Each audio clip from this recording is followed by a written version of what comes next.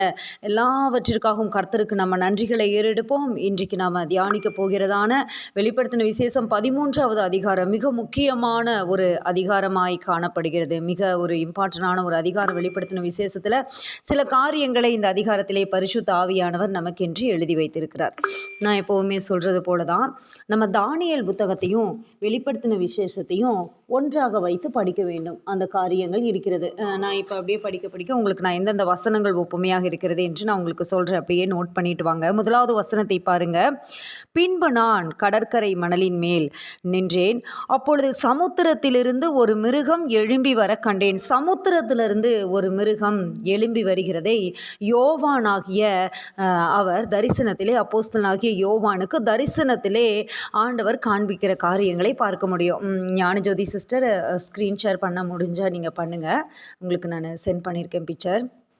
அப்போ யோவான் பார்க்குறாரு, சமுத்திரத்திலிருந்து ஏறி வருகிறதான ஒரு மிருகம். அந்த மிருகத்துக்கு எப்படி இருந்ததா, 7 தலைகள் இருந்ததாம், 10 கொம்புகள் இருந்ததாம், அதன் கொம்புகளின் மேல் 10 முடிகள் இருந்ததாம், அதன் தலைகளின் மேல் தூசணமான நாமம் இருந்தது என்று நம்ம பார்க்கிறோம். அப்படிப்பட்ட காரியங்கள் அந்த மிருகத்துக்கு இருந்தது. அவர் அதை பார்க்கும்போது அந்த காரியங்களை சொல்கிறார். 7 கொம்புகள், 7 தலைகள், 10 கொம்புகள், அந்த கொம்புகளின் மேலே 10 முடிகள், அதன் தலைகளின் மேலே தூசணமான நாமம் இருந்தது என்று சொல்லி பார்க்கிற அந்த காரியங்களை நம்ம பார்க்க முடியும். பாருங்கள், சமுத்திரத்திலிருந்து அந்த மிருகம் ஏறி வருகிறது. அப்படியே நம்ம மனக்கண்கள் அந்த காரியங்களை அப்படியே கற்பனை செய்து பார்ப்போம். யோவான் எப்படி இந்த காரியங்களை ஆவியானவர் வெளிப்படுத்தும் போது பார்க்குறாரு அப்படின்னு சொன்னால், இந்த பூமியில் அவர் கண்ட அந்த காரியங்களை வைத்து தான் அவர் ஒப்புமைப்படுத்தி பார்க்குறாரு இல்லையா. நம்ம பார்க்காத ஒன்றை குறித்து நம்ம எதையுமே நம்ம கற்பனை பண்ணவோ யோசனை பண்ணவோ முடியாது.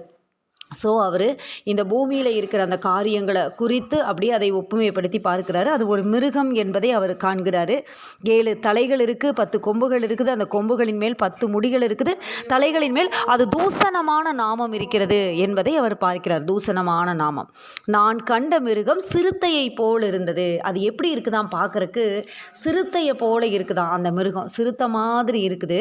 அதன் கால்கள் கரடியின் கால்களை போல் இருக்குது. நீங்கள் கவனித்து பாருங்கள். சிறுத்தையை போல ஒரு மிருகம் நம்ம கற்பனை பண்ணிக்கலாம் நம்ம மனக்கண்களில். அதனுடைய கால்கள் எப்படி இருக்குது, கரடியை போல இருக்குது. அதன் வாய் சிங்கத்தின் வாயை போல இருக்கிறது. வலு சர்பமானது தன் பலத்தையும் தன் சிங்காசனத்தையும் மிகுந்த அதிகாரத்தையும் அதற்கு கொடுத்தது. எது கொடுக்குது? வலு சர்பம் கொடுக்குது. மிகுந்த அதிகாரத்தை, எல்லா காரியத்தையும் அந்த மிருகத்துக்கு கொடுக்குது. இந்த காரியத்தில் பார்க்கும்போது மிருகம் அப்படின்னு சொல்கிறது என்னத்தை குறிக்குது அப்படின்னு சொன்னால், ஒரு அரசாங்கத்தை குறிக்கிறது. மிருகம் அப்படின்னா இப்படியே மிருகம் எழும்பி வர போகிறதில்ல. லிட்ரலாக நம்ம அப்படியே எடுத்துக்கொள்ள முடியாது. அநேக வசனங்களை, அநேக காரியங்களை, அதனுடைய பொருள்களை நம்ம அப்படியே எடுத்துக்கொள்ள முடியாது. ஒரு மிருகம், ஒரு காரியம் அப்படின்னு சொன்னால் அது என்ன அப்படின்னா, ஒரு அரசாங்கம் வரப்போகிறது. ஒரு புதிய ஒரு அரசாங்கம், ஒரு கவர்மெண்ட் ஒன்று வரப்போகிறது. அது எப்படி இருக்குமா, மிருகத்திற்கு ஒப்பாக கரடியின் கால்களை போல, சிங்கத்தின் அந்த பற்களை போல, சிறுத்தையை போல அதனுடைய உருவம். அதை 7 தலைகள் அப்படிங்கிறது அந்த 7 காரியங்களை குறிக்கிறது. 7 மலைகள் உள்ள நகரம் ரோம். அந்த காரியங்களை குறித்ததெல்லாம் நம்ம பார்ப்போம். பார்த்திங்கன்னா வேதாகமத்தில் 7 மலைகள் உள்ள நகரம் எது அப்படின்னா ரோம் என்கிற காரியங்கள். அப்போ பாருங்கள், அந்த சூழ்நிலைகளை இப்படி வந்த அந்த காரியங்களை அவர் பார்க்குறாரு. ஒவ்வொரு காரியத்திற்கு பின்னாடி ஒவ்வொரு அர்த்தம் இருக்குது. இந்த மிருகம், இப்படியான இந்த மிருகம் பாருங்கள், அடுத்தது என்ன நடக்குது அப்படின்னு சொன்னால், வலு சர்பம் அதற்கு மிகுந்த அதிகாரத்தை கொடுக்கிறது. எப்படி நம்ம திரியேக தேவனை ஆராதிக்கிறோமோ, பிதா குமாரன், அந்த பிக்சர் அப்படியே ஸ்க்ரோல் பண்ணுங்கள் சிஸ்டர். பிதா குமாரன் பரிசுத்த ஆவியை நம்ம ஆராதிக்கிறோமோ, அதே போல் இந்த ஆன்டி கிரைஸ்டோட ட்ரிபுலேஷன் பாருங்கள். அந்த கள்ள தீர்க்கதரிசி, வலு சர்பம், ஆன்டி கிரைஸ்ட், இதுதான் பிசாசோட ட்ரிபுலேஷன். அப்போ இது என்ன பண்ணுது அப்படின்னா, அந்த மிருகத்துக்கு அதிகாரத்தை தருகிறது. அந்த கவர்மெண்ட்டுக்கு சாத்தான் அதிகாரத்தை கொடுப்பான். அப்படி ஒரு மிருகத்தை போல ஒரு கவர்மெண்ட் வரும். அந்த மாதிரி ஒரு சுபாவத்தோட, அந்த சிறுத்தையை போல, கரடியின் கால்களை போல, சிங்கத்தின் பற்களை போல இருக்கிற ஒரு கவர்மெண்ட் எழும்ப போகிறது. அந்த கவர்மெண்ட்டுக்கு அதிகாரத்தை யார் கொடுப்பா? பிசாசு கொடுப்பான். இதில் ஒரு காரியம் என்னன்னு சொன்னால், இப்போ நம்ம பார்க்குறதான இந்த பிக்சர் இந்தோனேசியாவில் உள்ளதான ஐக்கிய நாடுகளின் அந்த ஐக்கிய கூட்டமைப்பு வளாகத்திலே இது நாட்டப்பட்டிருக்கிறது, இந்த காரியங்கள் ஏற்படுத்தப்பட்டிருக்கிறது. பாருங்க எப்படி வந்து வேதத்தில் சொல்லப்பட்டிருக்கிறதோ அதே போலவே அப்படியே நம்ம தானியேலுக்கு நேரா திருப்பிக் கொள்ளலாம். தானியேல் புத்தகத்துக்கு நேரா திருப்பிக் கொள்ளுங்க. தானியேல் 7வது அதிகாரத்தில் பாருங்க. தானியேல் 7வது அதிகாரத்தில் நான் வாசிக்கிற கவனிங்க. 7, 8 அந்த வசனங்களை நான் வாசிக்கிற கவனிங்க. அதற்கு பின்பு தரிசனங்களில் 4ஆம் மிருகத்தை கண்டேன். அவர் மிருகங்களை பார்க்குறாரு, நிறைய மிருகங்களில் தானியேல் பார்க்குறாரு. 4ஆம் மிருகம் எப்படி இருக்குதா, அது கெடியும் பயங்கரமும் மகாபலத்ததுமாய் இருந்தது. அதற்கு பெரிய இரும்பு பற்கள் இருந்தது.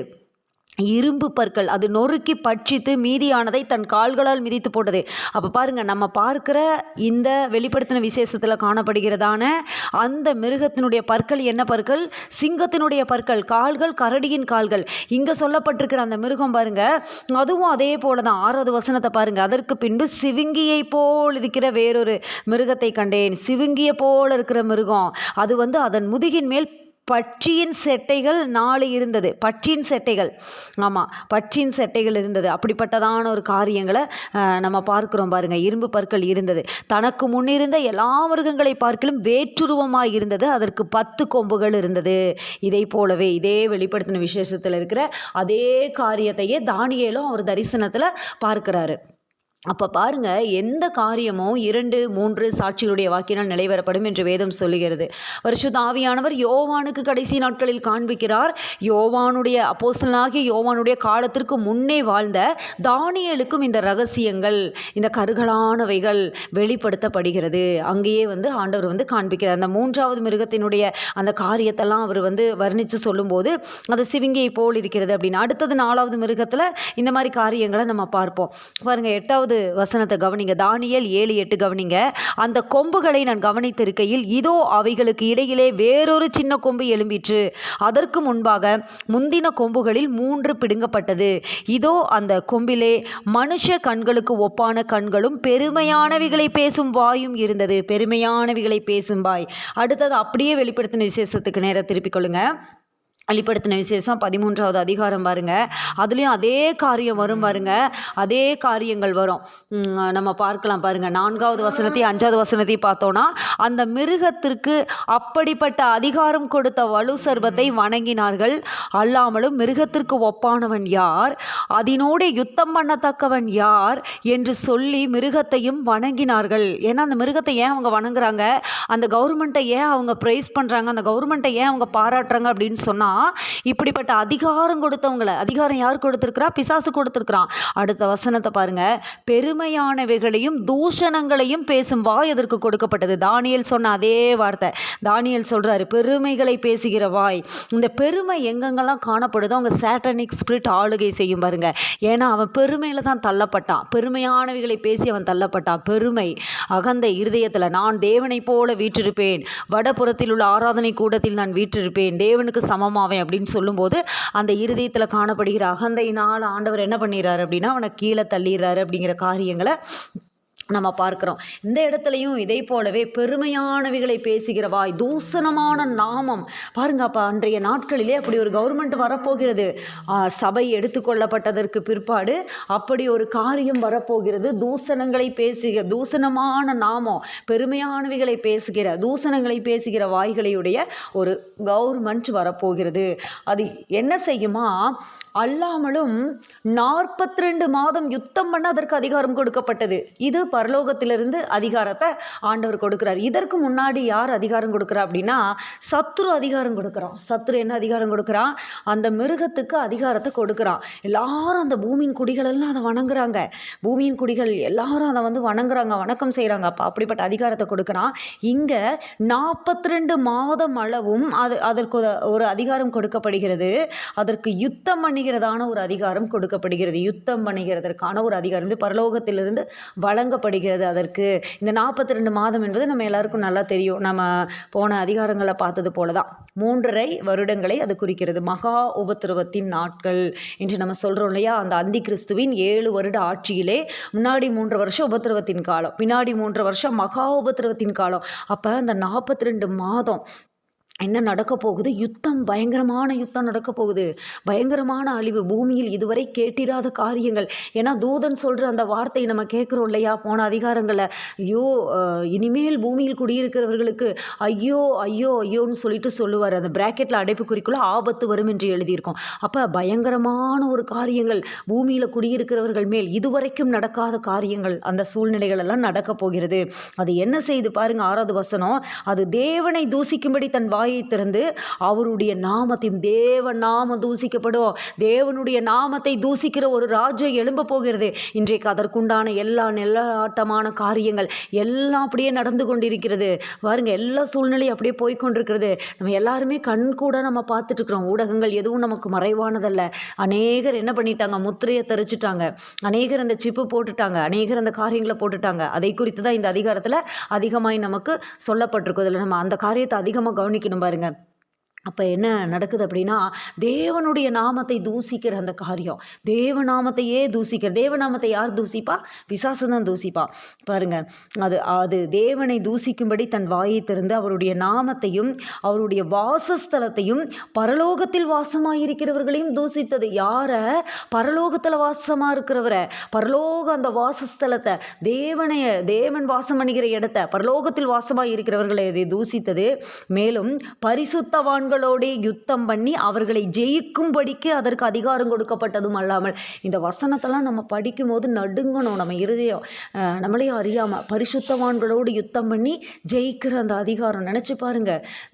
பரிசுத்தவான்களாக ஒரு கூட்ட ஜனங்கள் இருப்பாங்க, அவர் வருகையில் கைவிடப்பட்ட ஜனங்கள், அதற்கு பின்னாடி முத்திரையை தரித்து கொள்ளாத ஜனங்கள் போராடி கொண்டு இருப்பாங்க. அவர்களோடு யுத்தம் பண்ணி ஜெயிக்குது.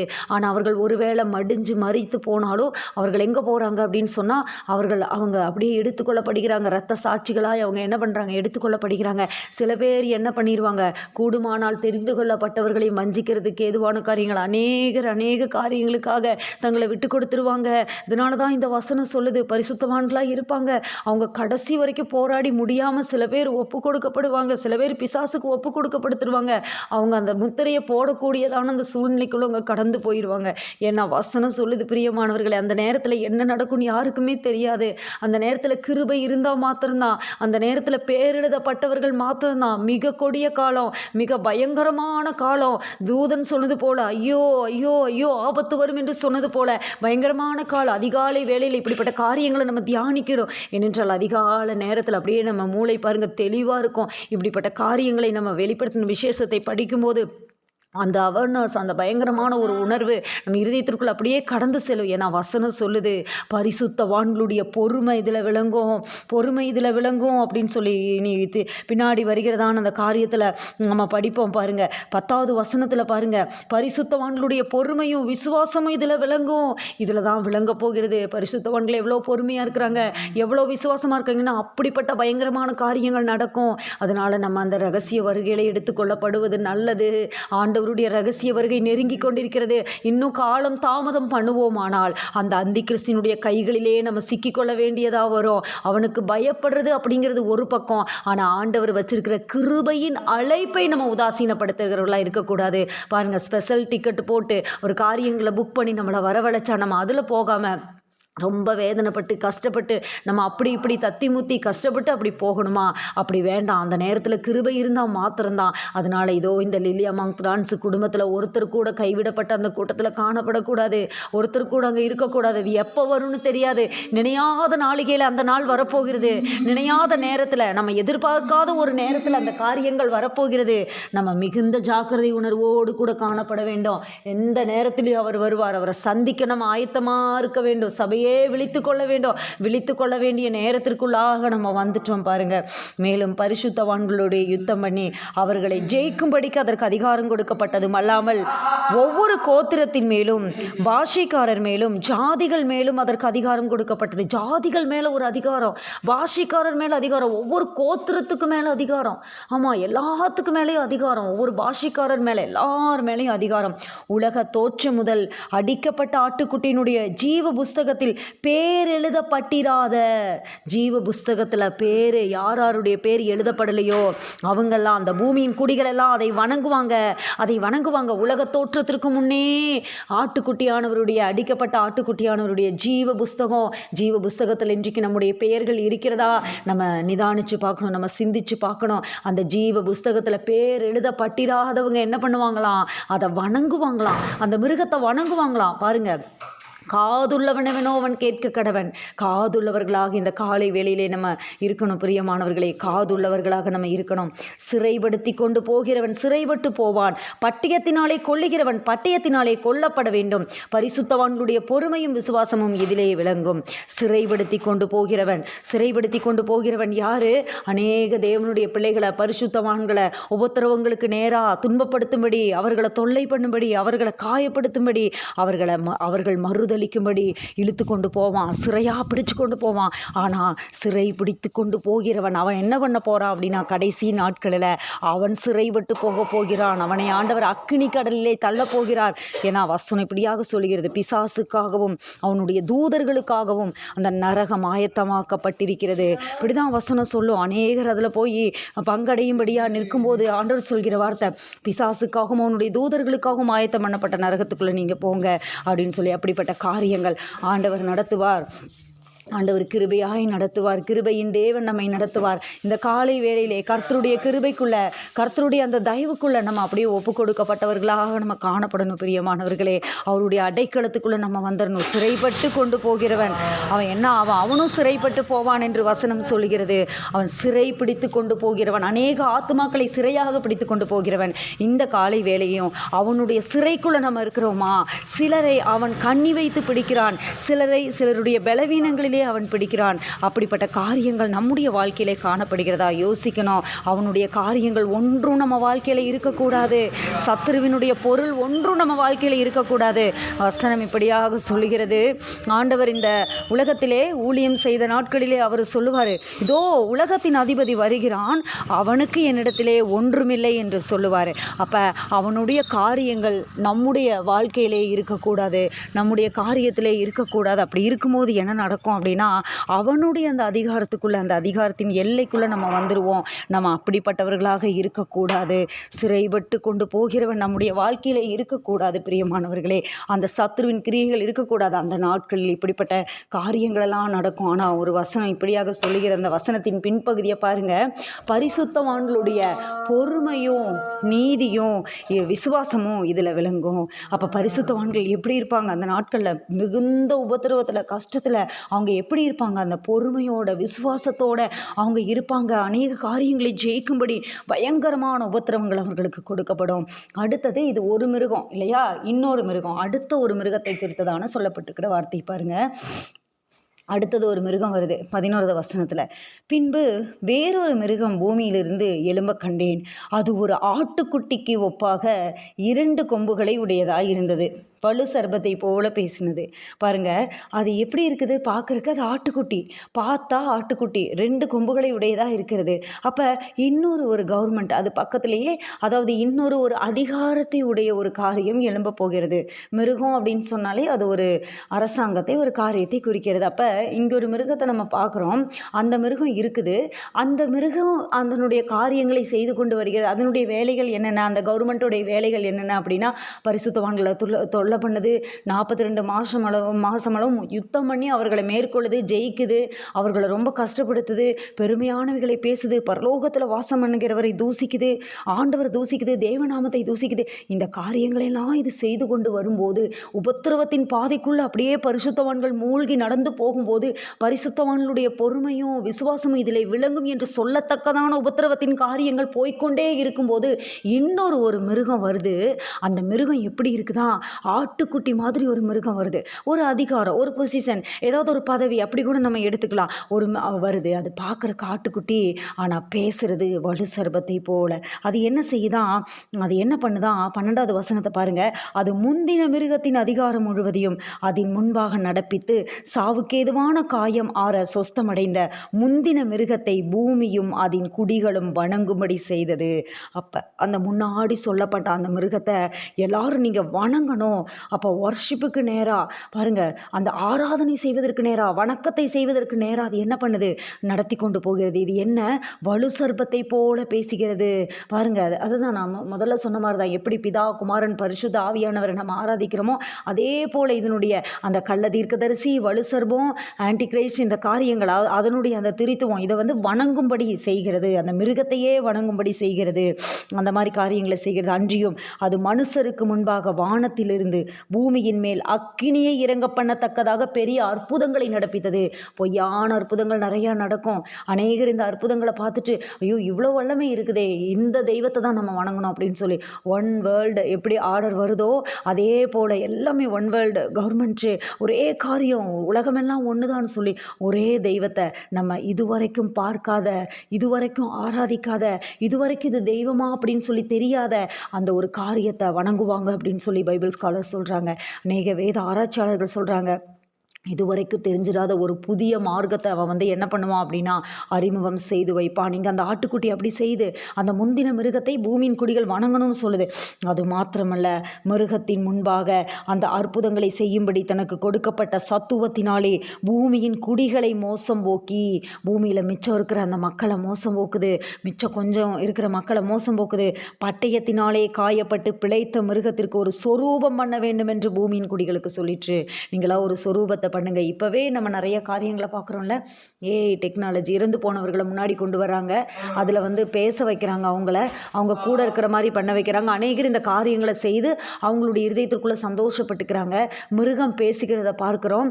ஜெர்மனியில் டிஇஎல்சி சபையில், திருச்சபையில் யார் தெரியுமா பாஸ்டரு, ஏஐ ரோபோட் தான், அதுதான் மெசேஜ் கொடுக்குது, அதுதான் ப்ளஸ் பண்ணுது, கடைசி ஆசீர்வாதம் கொடுக்குது, அதோட செல்ஃபி எடுத்துக்கிறாங்க. அந்த மாதிரி காரியங்கள் இது பல ஆண்டுகள், அதாவது ஆண்டுகளுக்கு முன்னாடியே வந்துருச்சு. 2 வருஷம் இருக்கும்னு நினைக்கிறேன், 1.5 வருஷம் இருக்கும்னு நினைக்கிறேன். அப்போ இந்த மாதிரி காரியங்கள் எல்லாம் வந்துருச்சு. இங்கே அதே போல தான் நடக்குது. இந்த காரியங்கள் ஏன் இப்போ வருதுன்னா, அப்படிப்பட்ட ஒரு கலாச்சாரத்தை இருதயத்திற்குள்ள ஜனங்களுக்குள்ளே புகுதியாச்சு. இனிமேல் வந்தாலும் ஆச்சரியப்பட மாட்டாங்க. இனி அவ்வளவுதான். இனி எல்லாமே பாருங்கள், ஸ்கூலில் கூட ஏஐ டீச்சர்ஸ் வந்துட்டாங்க. எல்லா இடத்துலையும் மாற்றாக ஏஐ வந்துருச்சு. மனிதனை ஆள தொடங்குகிற அந்த காரியத்திற்கு நேராக டெக்னாலஜி வந்துருச்சு. மிக மோசமான ஒரு காலகட்டத்திற்குள்ளே நம்ம இருக்கிறோம். இன்றைக்கெல்லாம் எல்லா காரியமும் ChatGPT அந்த காரியங்களை அதிகமாக நம்ம பார்க்குறோம். அதிகமாக வன்முறைகள் எழும்பிருச்சு. மனிதர்களிடத்தில் ஏன் அன்பு இல்லை? கடைசி காலத்தில் சில காரியங்கள் நடக்கும். அந்த காரியங்களுக்கு நேராக அப்படியே பிசாசு ஜனங்களை ஒரு மயக்கத்தில் வழிநடத்திட்டு போகிறான். எப்படி வழிநடத்திட்டு போகிறான் அப்படிங்கிறதே தெரியாமல் அநேகர் தங்களுடைய அந்த காரியங்களை விலைக்கிரயமாக கொடுத்து விற்று போட்டு அதற்கு நேராக போகிறாங்க. மனிதர்களுடைய சுபாவங்கள் குலைக்கப்படுகிறது. அவர்களுக்கு காலம் காலமாக இருந்ததான அந்த மனிதாபிமானம், அந்த நடைமுறையில் வருகிற அன்பு எல்லாமே போயிருச்சு. கடைசி காலத்தில் அன்பு தணிந்து போகும் என்று வசனம் சொல்கிறது. இது எப்படி நடக்கும் அப்படிங்கிற காரியங்களை நம்ம பார்க்கும்போது அநேக காரியங்கள் பாருங்கள்.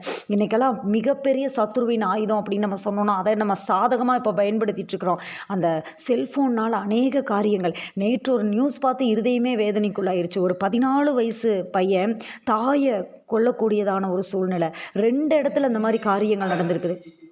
படின்னு அம்மா சொன்னதுக்கு இப்படிப்பட்ட காரியங்கள். இன்னொரு இடத்துல ஒரு தகப்பனுக்கும் தாயும் சண்டை வந்த நேரத்தில் அந்த தாய் அந்த மகனை கண்டிச்சிருக்கும் போது பாருங்கள், அப்படிப்பட்ட காரியங்கள், நிறைய காரியங்கள் இன்னும் சொல்லிக்கொண்டே போக முடியும்.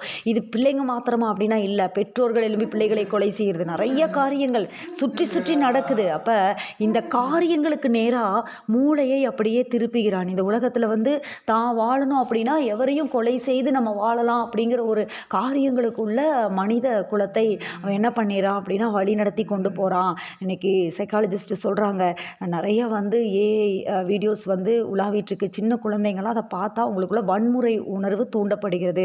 அதனால தான் அநேக குழந்தைகள் இப்படி செய்கிறாங்க. ஸ்கூலில் நிறைய குழந்தைகள் ரொம்ப தன்னோட இருக்கிற சக தோழர்களை அடிக்கிற அந்த காரியங்களை பார்த்து அரசாங்கமே வெளியிட்டதான ஒரு அறிக்கை. அவங்கள பார்க்க சொல்லாதீங்க பாருங்கள். அப்போ காரியங்கள் எப்படின்னு பாருங்கள். அப்போ அன்றைய நாட்களில் ஒரு காரியம் நடக்க போகிறது. மிருகத்துக்கு ஒரு சொரூபத்தை பண்ணணும், மிருகத்துக்கு ஒரு காரியத்தை பண்ணணும்னு சொல்லிட்டு அப்படியே நான் சொல்லி வேகமாக கடந்து போகிறேன். நம்மளுக்கு 10 நிமிடங்கள் இருக்கிறது.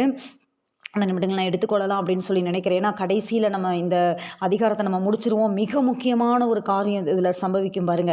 அந்த மிருகத்தின் சொரூபம் எப்படி இருக்குமா, பேசத்தக்கதாக இருக்குமாமா. இது நம்மளுக்கு பெரிய ஆச்சரியமே இல்லை. இந்த வசனத்தை அன்றைய நாட்களின் பரிசுத்தவான்கள் ப்ரீச் பண்ணாங்க. அப்போ அவங்க எவ்வளோ விசுவாசத்தோடு அவங்க ப்ரீச் பண்ணாங்க. இன்றைய நாட்களில் அதற்கு அந்த காரியங்களுக்கு உண்டான ஏதுக்கள் நம்ம கண் முன்னாடி நடக்குது. ஆனால் அன்றைய காலகட்டத்தில் அப்படி ஒன்றுமே இல்லை. செல்ஃபோனே கண்டுபிடிக்காத சூழ்நிலையில் கூட இந்த வசனத்தை ப்ரீச் பண்ணாங்க தேவனுடைய பிள்ளைகள், ஊழியக்காரர்கள். அப்போ அவங்க எவ்வளோ விசுவாசத்தோடு இதை பேசியிருக்காங்க பாருங்க. இன்றைய நாட்களில் இதை தைரியமாக நம்ம சொல்லலாம். ஏன்னா ஏதுக்கள் நடக்கிறது. மிருகம் பேசுது, நம்ம முன்னாடி பேசுதா, ரோபோட் பேசுதா, ChatGPT பேசுதா, அதனோட பேசலாம். அவங்களுக்கு தனிமையாக இருக்கிறது நீங்கள் தனிமையாக உணர வேண்டாம், நீங்கள் அதனோட பேசலாம். மிருகம் பேசுது, ரோபோட் பேசுது. ஒரு ரஷ்யாவில் இருக்கிறதான ஒரு ரோபோட்டுக்கு குடியுரிமையே கொடுத்துட்டாங்க. சோவியத் ரஷ்யா, சோஃபியா அதனுடைய அந்த ரோபோட்டோட பேர் பாருங்க. அது குடியுரிமையே கொடுத்துட்டாங்க ரோபோட்டுக்கு. அப்படிப்பட்ட காரியங்கள் அது மனுக்குலத்தை ஆளும்படியாக அது கடந்து போயிட்டு இருக்குது. அப்படிப்பட்ட சூழ்நிலை. அப்போ மிருகம் பேசுதுன்னு இப்போ நம்ம படிக்கிறோம். நம்மளுக்கு ஆச்சரியம் கிடையாது, இது ஆச்சரியம் இல்லை. நம்ம இது ஏதுக்கள் முன்னாடி நடந்துருச்சு. மேலும் மிருகத்தின் சொரூபம் பேசத்தக்கதாகும். அப்போ எவ்வளோ பக்கத்தில் நம்ம இருக்கிறோம் பாருங்க. ரகசிய வருகைக்கு எவ்வளோ நெருங்கி நம்ம பக்கத்தில் வந்துட்டோம் பாருங்க. மிருகத்தின் சொரூபத்தை வணங்காத யாவரையும் கொலை செய்யத்தக்கதாகவும் மிருகத்தின் சொரூபத்திற்கு ஆவியை கொடுக்கும்படி அதற்கு சத்துவம் கொடுக்கப்பட்டது. அந்த ஆட்டுக்குட்டிக்கு சத்துவம் கொடுக்கப்படுகிறது. அந்த மிருகம் பேசுது. எந்த மிருகம்? முன்னாடி நம்ம பார்த்தோம்ல, சமுத்திரத்திலிருந்து ஏறி வந்த ஒரு மிருகம், கரடியின் கால்களை போல, சிறுத்தையின் அந்த உடம்பை போல, அந்த சிங்கத்தின் பற்களை போல, அந்த 10 கொம்புகள் அதை இருக்கிறதான அந்த ஒரு மிருகம், அதன் 10 முடிகள், அந்த 7 தலைகள் இருக்கிற அந்த மிருகம் வந்து அந்த ஆவியை கொடுக்கும்படி சத்துவம் கொடுக்கப்படுகிறது அந்த மிருகத்திற்கு. அது சிறியோர். இந்த வசனம் தான் நம்மளுக்கு மிக முக்கியம். அந்த 3 வசனங்கள். இந்த வசனத்தையும் நம்ம அதிகமாக தெரிஞ்சுக்கலனாலும் பரவாயில்ல பிரியமானவர்களே. இந்த காரியங்களை ஏன் நான் சொல்கிறேன் அப்படின்னா, எதுவுமே இந்த வெளிப்படுத்தின விசேஷத்தை பொறுத்தளவுக்கு பரிசுத்தவான்களே அதை பார்த்து யோவானே அதைய அப்படி இதை போல அப்படின்னு எழுதுறாரு. ஏன்னா அது பார்த்தவைகளை வைத்து அவர் எழுதுறாரு. இந்த காரியங்களை நம்ம உணர்ந்து கொள்கிறோமோ இல்லையோ, புரிஞ்சுக்கிறோமோ இல்லையோ, இந்த அதிகாரத்தினுடைய மிக முக்கியமான கருப்பொருள் இந்த 3 வசனத்துக்குள்ளே இருக்குது. என்ன நடக்க போகிறது தெரியுமா? அது என்ன செய்யும் தெரியுமா? இன்றைக்கி நம்ம ரேஷன் கடைக்கு போனால் நம்ம கைரேகை பதிவு பண்ணணும், கண் இமையை வைக்கணும். அந்த காரியங்கள் வந்துருச்சு. கேஸுக்கு பாருங்கள், நம்ம கண் இமையை வந்து இப்போ எல்லாமே பண்ணியிருப்பாங்க. அந்த கண்களுடைய அந்த இமையோடைய அந்த ஃபோட்டோ எடுத்துகிட்டு அது இதானதான் நீங்கள் என்ன பண்ணணும் அப்படின்னா எல்லாமே ஆன்லைன் பதிவு காரியங்கள் எல்லாம் போயிருச்சு. அப்போ எல்லாமே இதற்குண்டான முன் அடையாளங்கள் நடத்தப்பட்டு விட்டது. அப்போ என்ன நடக்கும் அப்படின்னா, அன்றைய நாட்களிலே முதல் ஆதார் கார்டு தான் ஸ்டார்டிங்கு. ஃபஸ்ட்டு ஆதார் கார்டு, அதுக்கப்புறம் ஒவ்வொன்று, அப்புறம் எல்லாத்தையும் ஒன்றா இணைக்கிறது, ஒன்றா இணைக்கிறது. இன்றைக்கெல்லாம் நம்ம ஆதார் கார்டை கொண்டு போய் அவங்க போட்டாங்கன்னா நம்மளுடைய எல்லா டீட்டெயிலும் அதில் என்ன ஆயிரும், வந்துடும். ஏன்னா நம்பர், டிஜிட்டல் வேர்ல்டு, அந்த நம்பர் வந்து பாருங்கள், ஆதார் கார்டோட நம்பர் மட்டும் மாற்ற முடியாது, வேறு எல்லாத்தையும் நம்ம சேஞ்ச் பண்ணிக்கலாம். ஆதார் கார்டில் பேர், அட்ரஸ்ஸு, காரியம், ஆனால் அதில் ஒரு நம்பர் கொடுப்பாங்க பார்த்தீங்களா, அந்த நம்பரை நம்ம ஒன்றுமே செய்ய முடியாது. அதுக்குள்ளே தான் எல்லா தகவலும், டேட்டாஸ் எல்லாமே உள்ளுக்குள்ளே. அப்போ அதில் ஒன்றோட ஒன்று இணைக்கப்படுகிற காரியங்கள், இதெல்லாம் ஒரு முன் அடையாளம் பாருங்கள். அப்போ இன்றைக்கெல்லாம் நமக்கு எல்லாமே வந்து டிஜிட்டல் தான் எல்லாமே, எல்லா காரியங்களும். இன்றைக்கி ஜிபேயில் பண்ணுறோம். அதிகமாக நம்ம பணப்புழக்கம் இருக்குதா நம்மளுக்கு சேலரி கூட வேலை செய்கிற சகோதரமார்களுக்கு, சகோதரிகளுக்கு அது ப்ரைவேட்டாக இருந்தாலும் எங்கே போடுறாங்க, அப்படியே போட்டுறாங்க பேங்க்கில். அது நீங்கள் அதை எடுத்துக்கலாம். இன்றைக்கெல்லாம் கைகளிலே பணப்புழக்கங்கள் என்னாச்சு, குறைஞ்சிருச்சு. மனிதனுடைய மூளை அப்படி மாற்றிட்டாங்க. அடுத்தது ஒரு காரியம் வரப்போகிறது. பேசுகிற ஒரு மிருகம். எதை வாங்கணும், எதை பண்ணணும், ஒரு ரேஷன் கடைக்கு போகணும், ஒரு பொருளை கடையில் போய் ஒரு பொருளை வாங்கணும். இன்றைக்கெல்லாம் வந்து நம்ம சூப்பர் மார்க்கெட்டில் போய் தேவையானதை வாங்கிட்டு வந்துடுறோம். ஆனால் அன்றைய நாட்கள் ஒரு காரியம், பயங்கரமான ஒரு காரியம் நடக்க போகிறது. இதற்குண்டான ஏதுக்கள் கண்ணு முன்னாடி இன்றைக்கி நம்ம பார்க்குறோம் சில காரியங்களை. இன்றைக்கெல்லாம் ஆதார் கார்டு எல்லா இடத்துலையும் கேட்குறாங்க. நம்ம போனோம்னா சில இடத்துல ஆதார் கார்டு இல்லைன்னா என்ன நடக்கும் யோசிச்சு பாருங்கள். இன்றைக்கெல்லாம் ஒரு வீட்டுக்கு குடி போகணும் அப்படின்னு சொன்னால் கூட உங்களுக்கு ஆதார் கார்டு கொண்டு வாங்க அப்படின்னு சொல்லி கேட்பாங்க. அப்படிப்பட்ட ப்ரொசீஜர் வந்துருச்சு, காரியங்கள் வந்துருச்சு. அப்போ இங்கே அது நடக்க போகிறது. 16வது வசனத்தை பாருங்கள். அது சிறியோர், பெரியோர், ஐஸ்வர்யவான்கள், தரித்திரர், சுயாதீனர், அடிமைகள். ஏன் இதையை இப்படி கோட் பண்ணி காட்டுறாங்க? சிலர் நம்ம நினைக்கக்கூடாது, அதாவது ரொம்ப அப்படியே வசதி உள்ளவங்களுக்கு தான், இல்லை பெரியவங்களுக்கு தான், அடல்ட்டுக்கு தான், குழந்தைகளுக்கு இல்லை. இங்கே பாருங்கள், வசனத்தை பாருங்கள். அது சிறியோர், பெரியோர். புஸ்தகங்கள் திறக்கப்படும். ஆண்டவருக்கு முன்பாக சிறியோரும் பெரியோரும் நியாயந்தீர்க்கப்பட எந்திரிச்சு நிற்பாங்கன்னு சொல்லி நம்ம வசனத்தை படிக்கிறோம் இல்லையா? யோசிச்சு பாருங்கள், என்ன நிலைமை நடக்க போகிறது பாருங்கள்.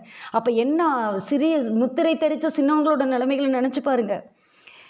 அந்த காரியங்களை நினைக்கவே முடியாது. அது யோசிக்க கூட முடியாது. அப்படிப்பட்ட ஒரு காலகட்டத்திற்கு நேரா நம்ம வந்துட்டுருக்கோம். நம்ம சந்ததிகள் தப்புவிக்கப்படணும். இன்னைக்கெல்லாம் பிள்ளைங்களுடைய மூளையில பதிச்சுட்டாங்க அந்த காரியங்கள. அது பெரிய விஷயம் இல்லன்னு சொல்லி பதிச்சுட்டாங்க. ஏன்னு சொன்னா கொரோனா பீரியட்ல நம்மள செக் பண்ணாங்கல்ல, கைகள்ல, நெற்றிகள்ல. ஏன் அந்த காரியங்கள் ஏன் பரிசுத்தவான்கள் சொல்றாங்க, அவங்களுடைய மெசேஜ்ல சொல்றாங்க. இதெல்லாம் எதுக்கு அப்படின்னா நம்மள தயார்படுத்திட்டாங்க. முத்திரை போடுறதுக்கு தயார்படுத்திட்டாங்க. சிறியோர், பெரியோர், ஐஸ்வர்யவான்கள், தரித்திரர், சுயாதீனர், அடிமைகள் இவர்கள் யாவரும் தங்கள் தங்கள் வலது கைகளிலாவது நெற்றிகளிலாவது ஒரு முத்திரையை பெறும்படிக்கு. ஏன் வலது கை சொல்கிறாங்க? அதாவது அந்த வலது கையில் தான் அந்த காரியங்கள் இருக்குமா. நம்மளுடைய மூளை அமைப்போடு பார்த்திங்கன்னா தொடர்புடைய அந்த காரியங்கள், அந்த செல்கள் கடத்தப்படுகிற அந்த நியூரன் சிஸ்டம் சொல்லுவாங்க மூளையில். அந்த அந்த காரியங்கள் தான் என்ன ஆகும் அப்படின்னா கட்டளை உணர்வை கொடுத்து நம்ம வந்து செய்கிறோம் மூளையில். அப்போ அதனோடு இணைக்கப்படணும்னா அது இடது கையில் இணைக்க முடியாது, வலது கையில் தான் அது இணைக்கணும். வலது கையில் தான் அதற்குண்டான சாத்தியக்கூறுகள் இருக்கிறது அப்படின்னு சொல்லிட்டு மருத்துவர்கள் சொல்கிறாங்க. அப்போ இன்றைக்கி பதிச்சுட்டாங்க நிறைய பேருக்கு சிப்பு. அப்போ பாருங்கள், வலது கை இல்லைன்னா நெற்றி, இதில் வந்து ஒரு முத்திரையை பெறும்படிக்கு அந்த மிருகத்தின் முத்திரையாவது, அதன் நாமத்தையாவது, அதன் நாமத்தின் லக்கத்தையாவது, ஏதாவது ஒரு காரியம், மிருகத்தோட முத்திரை இல்லைனா அதனுடைய பேர், நாமம்னா அதனுடைய பேர், அது நாமத்தின் லக்கத்தையாவது. நம்பர் சிஸ்டம் பார்த்தீங்களா? தரித்து கொள்ளுகிறவன் தவிர வேறொருவனும் கொல்லவும் விற்கவும் கூடாதபடிக்கும் செய்தது. வாங்க முடியாது, விற்க முடியாது, ஒன்றும் செய்ய முடியாது, காரியங்களை பண்ண முடியாது. அந்த காலகட்டத்துக்கு நேராக அந்த 42 மாதம் மகா உபத்திரவத்தின் காலம், இந்த 7 வருஷத்துல இது ஸ்டார்ட் ஆயிரும். கொஞ்சம் கொஞ்சமாக அவன் சமாதானம் பண்ணிக்கிறவன் போல காணப்பட்டு இந்த காரியத்தை நீங்கள் பண்ணணும், இதை செய்யணும் அப்படின்னு சொல்லி அநேகர் போய் முன்னாடி முந்திக்குவாங்க. சிலர்லாம் பாருங்க போய் முன்னாடி முந்தி சில காரியங்களை செய்வாங்க. ஆமாம், இந்த கொரோனா இன்ஜெக்ஷன் பண்ணணும் அப்படின்னு சொல்லி சொன்னோன்னே எத்தனை பேர் அதற்கு முன்னாடி போய் எல்லாம் பண்ணி, இன்னும் சொல்லப்போனால் நானும் கிறிஸ்டோவும் போடவே இல்லை, கொரோனா ஊசியெல்லாம் போடவே இல்லை. ஏன் அப்படின்னா போடக்கூடாது அப்படிங்கிற எண்ணமெல்லாம் இல்லை, எங்களுக்கு சூழ்நிலையெல்லாம் அமையல பாருங்கள். நாங்கள் அப்படியே கவர்மெண்ட்டுக்கு தப்பி ஒளிஞ்சு வாழ்ந்துட்டு வர மாதிரி நானும் கிறிஸ்டோவும் ஸ்பெஷல். ஏன்னா கிறிஸ்டோ இருக்கிறதுனால, இல்லைனா அவன் இல்லைன்னா கூட போட்டிருப்போன்னு வைங்களேன். ஆனால் அநேகர் சொன்னாங்க இது போட்டதுனால கஷ்டம். ஏன்னா பாப்பா வந்து ஸ்கூலில் இருக்கிறதுனால அது கம்பல்சரி. அவள் 9th 10th அந்த மாதிரி படிச்சுட்டு இருந்தா. அப்போ அந்த சூழ்நிலையில் அப்போ எல்லாருமே போட்டுட்டாங்க. நானும் கிறிஸ்டோ போட முடியாத ஒரு சூழ்நிலை. கணவரும் போடலன்னு தான் நான் நினைக்கிறேன். பாருங்கள், அப்படிப்பட்ட அவங்களாம் வெளியில் போகிறதுனால போட்டு தான் ஆகணும். அந்த சூழ்நிலைகளெல்லாம் அப்படிப்பட்ட சூழ்நிலைகள் பாருங்கள். அப்போ இந்த ஒரு முத்திரை வரும்போது ஏன் இதுக்கு சொல்கிறேன் அப்படின்னு சொன்னால், இது இப்போ சாதாரணமான நடந்த ஒரு காரியம். இது நம்ம வந்து இது போட்டாலும் ஒன்றும் யாருக்கும் தெரிய போகிறதில்ல, வைக்கிறதில்ல அப்படின்னு நம்ம நினச்சிக்கலாம். ஆனால் இந்த காரியம் விற்கவும் கொள்ளவும் கூடாது. அந்த முத்திரையை நம்ம வாங்கலை அப்படின்னு சொன்னால் எதுவுமே நம்ம செய்ய முடியாது. அப்படிப்பட்ட ஒரு காலகட்டம் வந்து வந்துடும். இதிலே ஞானம் விளங்கும். அந்த மிருகத்தின் இலக்கத்தை புத்தியுடையவன் கணக்கு பார்க்க கடவன். அது மனுஷனுடைய இலக்கமாக இருக்கிறது. அது மனுஷனுடைய இலக்கம். அதனுடைய இலக்கம் என்னென்னா 666. அந்த நம்பரை குறித்து அநேக ஆராய்ச்சிகள் உண்டு. அதை நம்ம சொல்லணும் அப்படின்னா நம்மளுக்கு டைம் இல்லை. இப்போ நம்ம யூஸ் பண்ணிகிட்டு இருக்கிறதான இந்த கூகுள் இணையதளத்தில் இருக்கிறதான அந்த www அப்படிங்கிறது 666 குறிக்கிறது. ஆல்ரெடி அதை யூஸ் பண்ணுற நிலைமைக்கு நம்ம வந்துட்டோம். அதுக்குள்ளே போய் சர்ச் பண்ணுற அந்த நிலைமைக்கு நம்ம வந்துட்டோம். எல்லாமே வலைத்தளம், ஒரு வலைக்குள்ளே தான் இருக்கிறோம். அந்த ஒரு அமைப்புக்குள்ளே நம்ம இருக்கிறோம். ஆனால் இது நம்ம பார்க்குறது தப்பா சிஸ்டர் அப்படின்னா இது நம்ம ஒன்றும் பண்ண முடியாது. நம்ம காரியங்களுக்காக, நம்ம தேடல்களுக்காக சில காரியங்களை செய்கிறோம். அது தவறுன்னு சொல்ல முடியாது. ஆனால் என்றைக்கு அதை நீ தரிச்சுக்கணும், அதை நீ போட்டுக்கணும், அந்த காரியத்தை நீ செஞ்சு தான் ஆகணும், செஞ்சு ஆனாதான் உனக்கு எல்லாமே கிடைக்கும் அப்படிங்கிற நிலைமைக்குள்ள சபை உபத்திரவத்தின் காலத்துக்குள்ளே வருதோ அப்போ தான் நம்ம விழித்து கொள்ளணும். ஆனால் அப்போ அந்த காலகட்டத்தில் நம்ம இருக்க மாட்டோம். சபையை ஆண்டவர் எடுத்துக்கொள்வார். ரகசிய வருகைக்கு பின்பதாக இந்த காரியங்கள் நடக்கும். ரகசிய வருகைக்கு பின்பதாக இந்த சூழ்நிலைகள் நடக்கும். அதனால தான் இந்த காலத்தில் நம்ம இருக்கக்கூடாது. அந்நாளில் அநேகர் தங்களுடைய காரியங்களுக்காக ஒருவேளை என்ன செய்வாங்க அப்படின்னு சொன்னால், ஐயோ அந்த அந்தி கிறிஸ்துவினுடைய அந்த ஆட்சியில் அவங்க வந்து பாருங்கள், சிலர் வந்து குழந்தை பெற்றுக்கொள்ளலாம், அப்படி ஒரு இருக்கும் இல்லையா? அந்த குழந்தைகளுக்காக, அந்த காரியங்களுக்காக, அந்த ரகசிய வருகை நடந்தது வரைக்கும் குழந்தைகள்லாம் போயிடுவாங்க, அவங்களாம் போயிடுவாங்க. அதுக்கு பின்னாடி ஒருவேளை இவங்க அந்த வருஷத்தில் 7 வருஷத்தில் இவங்க அந்த முதல் வருஷத்துலேருந்து அடுத்த 2வது வருஷத்தில் அந்தி கிறிஸ்துவோட 2வது வருஷத்தில் குழந்தை வச்சுருக்காங்கன்னு வச்சுக்கோங்க. சிலர் தங்களுடைய பிள்ளைகளுக்காக, தங்களுடைய காரியங்களுக்காக சிலர் அந்த மாதிரி காரியங்களை செய்வாங்களா? அநேக காரியங்களை சொல்கிறாங்க, அநேக சூழ்நிலைகளை சொல்கிறாங்க. அந்நாட்களில் கர்ப்பவதிகளுக்கும் பால் கொடுக்கிறவர்களுக்கும் ஐயோ அப்படிங்கிற வசனத்தை படிக்கும் போதெல்லாம் எனக்கு கருக்குன்னு இருக்கும் பாருங்க. அந்த வசனம் ஒருவேளை இந்த நாட்களை குறித்ததான வசனமாக இருக்குமோ ஆண்டவரே அறிவார். இன்னைக்கெல்லாம் பயங்கர சீரழிவுகள் நடந்து கொண்டிருக்கிறது. ஏஐ ரோபோட்டு குழந்தையை பெற்றுக் கொடுக்குற அந்த காரியங்கள், அதை பிறக்க வச்சுட்டாங்க. எத்தனை பேருக்கு உங்களுக்கு தெரியும்னு தெரியல. முதலாவது ஏஐ ரோபோட் குழந்தையை பெற்றுக் கொடுத்தது அப்படிங்கிற ஒரு நியூஸ் வந்தாச்சு. இப்போ மனிதர்கள் குழந்தையை பிறக்கணும், ஒரு பெண் வந்து உற்பவித்து பிறக்கணுங்கிற காரியமெல்லாம் போய் நிறைய காரியங்கள் நம்ம சுற்றி சுற்றி நடக்கிறது. நம்ம சில காரியங்களை டைம் இல்லை நம்மளுக்கு பார்க்குறக்கு. வேகமான வாழ்க்கை ஓட்டத்தில் நிறைய காரியங்கள், இதை குறித்து நம்ம சில காரியங்களை விஸ்தாரமாக பேசலாம். சமயம் கிடைச்சா வருகிற சனிக்கிழமை ஈவினிங் கூட நம்ம பேசலாம். இந்த உலகத்தில் இந்த காரியங்கள் என்னென்ன நடக்குது. இப்போ இந்தோனேசியாவில் அந்த சிலையை ஸ்தாபிச்சுட்டாங்க. நம்ம பார்த்தோம் இல்லையா, சிஸ்டர் ஷேர் பண்ணாங்க அந்த காரியங்களை. அந்த ரெக்கைகளை உடையதான அந்த உருவம் இந்தோனேசியாவில் அதை என்ன பண்ணிட்டாங்கன்னா பாருங்கள், இந்த உருவம் பாருங்கள், அந்த ஐக்கிய நாடுகள் அமைப்பில் எப்போ 2021 வச்சுட்டாங்களாம். அந்த மாதிரி கூகுள் அந்த காரியங்கள் சொல்லுகிற தகவல்கள் சொல்லுகிறது 2021 அந்த காரியத்தை வச்சுட்டாங்க. அப்போ கண்களுக்கு முன்பாக காரியங்கள் நடந்து விட்டது. அப்போ நம்ம மிக எச்சரிக்கையோடு காணப்பட வேண்டும். அப்படியே நம்ம வாலிபர் கூடுகைக்குள்ளாக நம்ம கடந்து செல்லலாம். கர்த்தர் தாமே இந்த வார்த்தைகளை